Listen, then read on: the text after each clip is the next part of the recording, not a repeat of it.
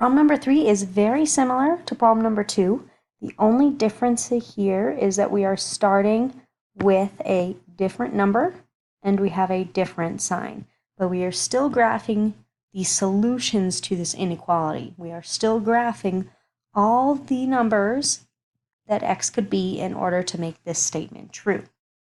So step 1, like we did before, is to put a circle on the number that is in the inequality. So in this case, it is a -2. And notice how I have a filled in circle or a colored in circle. That is because when I have the less than or greater than symbol, that is when I have the open circle. But I don't have either of those signs.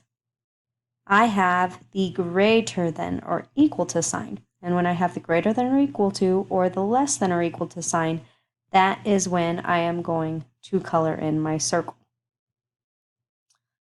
So, because I have that greater than or equal to sign, that is why my circle stays closed. So, last step is to figure out which way the arrow is pointing.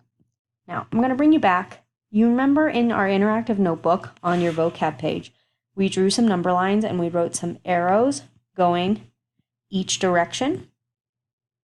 One going that way and one going the other way. So this top one, the green one, it is moving to the left. That one is describing numbers that are getting smaller as you go to the left. The bottom arrow is describing arrows that are numbers that are getting bigger as you go right.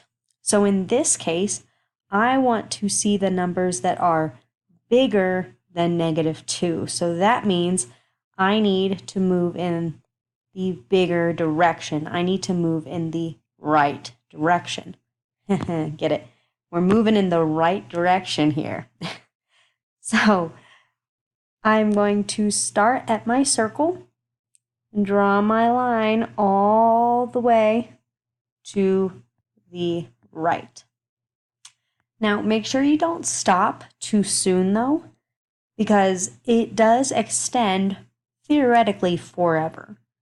So, yes, you don't have to draw it necessarily all the way to the end, but it does keep going. So make sure if you stop early to actually include the arrow on the end, right there.